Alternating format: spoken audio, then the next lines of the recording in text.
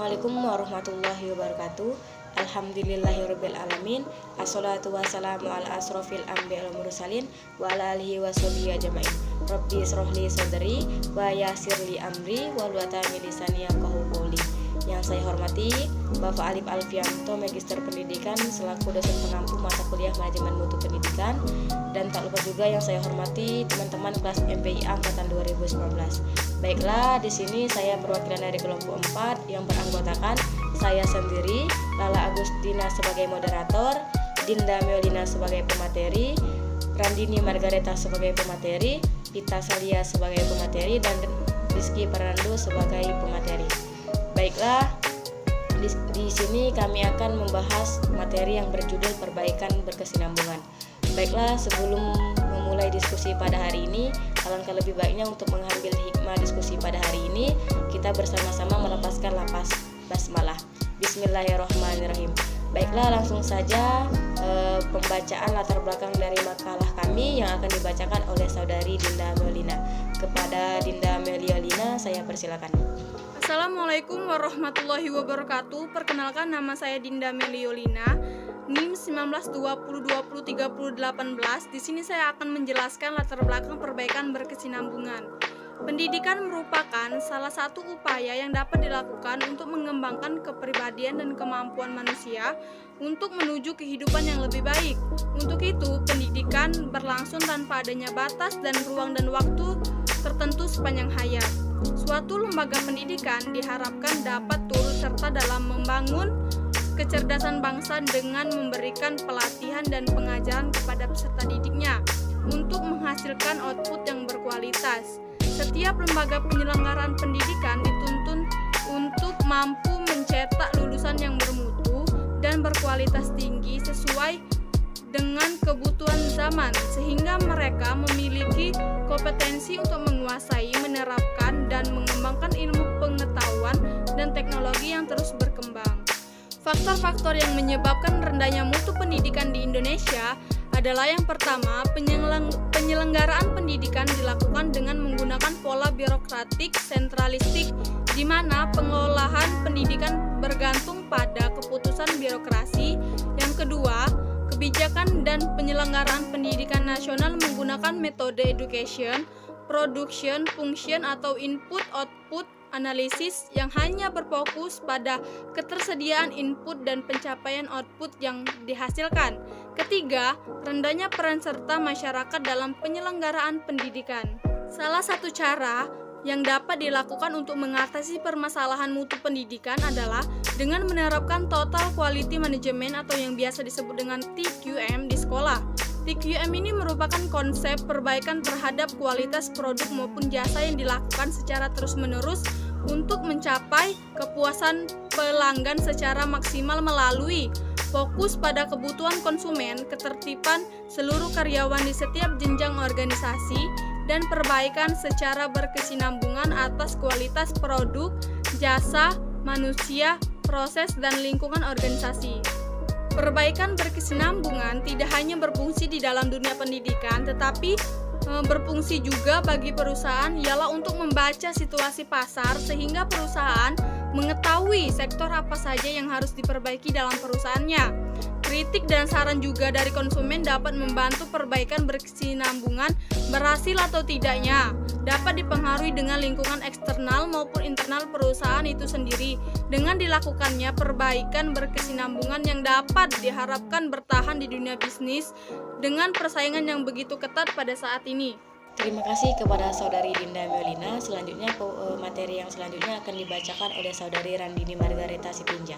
Kepada saudari Randini Margareta Sitinja, saya persilakan. Arti penting perbaikan berkesinambungan. Kaizen merupakan konsep Jepang yang berarti perbaikan berkesinambungan. Pendekatan ini hanya dapat berhasil dengan baik apabila disertai dengan usaha sumber daya manusia yang tepat. Faktor manusia merupakan dimensi yang terpenting dalam perbaikan kualitas dan produktivitas. Persaingan global dan selalu berubahnya permintaan pelanggan merupakan alasan perlunya dilakukan perbaikan berkesinambungan. Untuk mencapai perbaikan, dilakukan berkesinambungan. Manajer senior tidak cukup bila hanya menerima ide perbaikan, tetapi juga secara aktif mendorong setiap orang untuk mengidentifikasi dan menggunakan kesempatan perbaikan atau mengidentifikasi dan menggunakan kesempatan perbaikan, atau dengan kata lain never accept the status quo. Sekian dari saya, terima kasih. Terima kasih kepada Saudari Randini Margareta Sitinja. Materi selanjutnya yang akan dibacakan oleh Saudari Pita Salia. Kepada Saudari Pita Salia, saya persilakan. Assalamualaikum warahmatullahi wabarakatuh. Baiklah, di sini saya Pita Salia, NIM 1920203029. Di sini saya akan melanjutkan materi dari Saudari Randini Margareta Sitinja. B. Aktivitas perbaikan berkesinambungan. Seorang bekerja untuk memenuhi spesifikasi dan agar merasa puas apabila pekerjaan mereka sesuai dengan spesifikasi atau standar yang telah ditetapkan. Di dalam dengan kata lain, yaitu dengan kata lain dapat dikatakan bila tidak ada kerusakan tidak perlu diperbaiki. Jadi selama belum timbul masalah tidak dapat dipecahkan. Dikutip oleh Giptono dan Diana, agar dapat sukses setiap perusahaan perlu melakukan proses sistematis dalam melaksanakan perbaikan berkesinambungan. Konsep yang dilakukan di sini adalah PDSA. Yang pertama yaitu langkah-langkahnya. 1. Pembentuk Dewan Kualitas, dan kedua menyusun pernyataan tanggung jawab Dewan Kualitas, dan ketiga membangun infrastruktur yang diperlukan.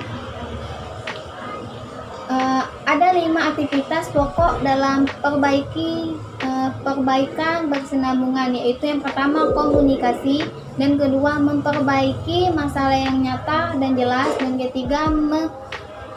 yang ketiga memandang ke hulu, dan keempat mendokumentasikan kemajuan dan masalah, dan kelima memantau perubahan. Yang pertama yaitu komunikasi. Komunikasi merupakan aspek penting dalam perbaikan berkesinambungan. Tanpa ada komunikasi, perbaikan berkesinambungan tidak dapat dilakukan dengan baik. Dan yang kedua, memperbaiki masalah yang nyata dan jelas, yaitu permasalahan yang terjadi seringkali yang tidak jelas. Dan yang ketiga yaitu memandang ke hulu, yaitu mencari penyebab suatu masalah. Dan yang keempat yaitu mendokumentasikan kemajuan dan masalah, yaitu dokumentasikan masalah dan kemajuan dilakukan agar apabila di kemudian hari kita menjumpai masalah yang sama. Dan yang keempat dan kelima memantau perubahan, yaitu memantau perubahan itu secara objektif terhadap kinerja suatu proses yang telah diadakan. Terima kasih kepada Saudari Pita Salia. Materi selanjutnya yang akan dibacakan oleh Saudara Rizky Pranando. Kepada Rizky Pranando, saya persilakan. Saya Rizky Pranando, NIM 1920203016, ingin melanjutkan materi hasil diskusi kelompok kami, yaitu tentang identifikasi kebutuhan akan perbaikan. Langsung saja, identifikasi kebutuhan akan perbaikan, yaitu organisasi memiliki sumber daya yang sangat terbatas. Oleh karena itu, sumber daya tersebut harus dioptimalkan dan digunakan untuk menghasilkan manfaat yang paling besar. Satu-satunya cara untuk memperoleh manfaat tersebut adalah meneliti secara seksama bagian mana yang memerlukan perbaikan. Selanjutnya, waktu, energi, dan sumber daya lainnya dicurahkan pada bagian tersebut. Ada 4 strategi yang dapat diterapkan untuk mengidentifikasi kebutuhan akan perbaikan, yaitu yang poin pertama adalah 1. Menerapkan multi-potting. Multi-potting mencakup penggunaan teknik brainstorming, menyusun daftar proyek potensial. Selanjutnya, dari daftar tersebut dipilih proyek mendapatkan prioritas untuk dilaksanakan. Sedangkan poin kedua, yaitu mengidentifikasi kebutuhan pelanggan. Dalam strategi ini, pelanggan dilibatkan dalam proses identifikasi kebutuhan akan perbaikan. Kebutuhan pelanggan tersebut dijadikan dasar bagi proyek perbaikan. Dan lanjut, poin ketiga, yaitu mempelajari penggunaan waktu. Nah, mempelajari penggunaan waktu itu, strategi ini mempelajari bagaimana karyawan memanfaatkan waktunya. Apakah mereka mencurahkan sebagian besar waktunya untuk proses, masalah, ataupun situasi kerja tertentu.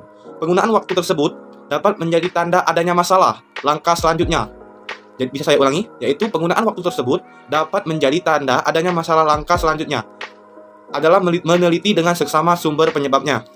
Dan yang poin keempat ataupun poin yang terakhir yaitu melokalisasikan masalah. Melokalisasikan masalah ini mempunyai arti yaitu adalah membatasi tempat, saat, dan jumlah terjadinya suatu masalah. Dengan demikian, sumber masalah dapat ditemukan dan diatasi dengan baik. Nah, setelah 4 poin yang telah dijelaskan tadi, masuk lagi pada saat memilih suatu proyek perbaikan. Masuk di proyek perbaikan yaitu terlebih dahulu harus dipahami perbedaan antara big Q sama little q. Nah, pengertian dari little q adalah merupakan aspek kualitas yang lebih spesifik, terfokus, dan terbatas. Contohnya adalah karakteristik tertentu dari suatu produk. Sementara itu big Q mempunyai arti yaitu meliputi perbaikan keseluruhan proses dan orang yang berhubungan dengan proses menghasilkan produk tersebut. Little q memandang pelanggan sebagai orang yang membeli produk, sedangkan big Q memandang pelanggan adalah semua orang yang terlibat, baik internal maupun eksternal. Dengan demikian, proyek berorientasi pada big Q akan memberikan hasil yang lebih besar dan lebih baik dalam jangka panjang daripada proyek little q. Saya ulangi, proyek berorientasi pada big Q akan memberikan hasil yang lebih besar dan lebih baik dalam jangka panjang daripada proyek little q. Mungkin itu saja materi dari saya. Saya ucapkan terima kasih. Terima kasih kepada Saudara Rizky Pranando. Selanjutnya kesimpulan dari makalah kelompok kami yang akan dibacakan oleh Saudari Dinda Melialina. Kepada Saudari Dinda Melialina, saya persilakan. Baiklah, saya akan membacakan hasil kesimpulan dari materi perbaikan berkesinambungan ini, yaitu Kaizen merupakan konsep Jepang yang berarti perbaikan berkesinambungan. Pendekatan ini hanya dapat berhasil dengan baik apabila disertai dengan usaha sumber daya manusia yang tepat. Oleh karena itu, faktor manusia merupakan dimensi yang terpenting dalam perbaikan kualitas dan produktivitasnya. Saingan global dan selalu berubahnya permintaan pelanggan merupakan alasan perlunya dilakukan perbaikan berkesinambungan untuk mencapai perbaikan dilakukan berkesinambungan. Manajer senior tidak cukup bila hanya menerima ide perbaikan saja, tetapi juga secara aktif mendorong setiap orang untuk mengidentifikasikan dan menggunakan kesempatan perbaikan atau mengidentifikasi dan dilakukan kesempatan perbaikan. Ada 5 aktivitas pokok dalam perbaikan berkesinambungan, yaitu yang pertama ada komunikasi, yang kedua memperbaiki masalah yang nyata ataupun jelas, yang ketiga memandang ke hulu, yang keempat mendokumentasikan kemajuan dan masalah, yang kelima memantau perubahan.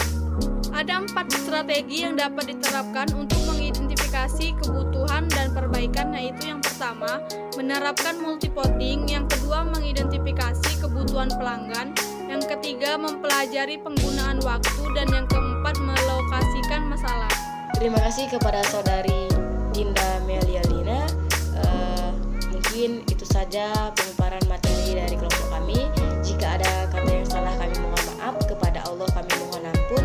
Burung irian, burung cendrawasih. Cukup sekian, terima kasih. Kalau ada jarum yang patah jangan disimpan dalam hati. Kalau ada kata yang salah jangan disimpan dalam hati. Wabillahi taufiq wal hidayah. Wassalamualaikum warahmatullahi wabarakatuh.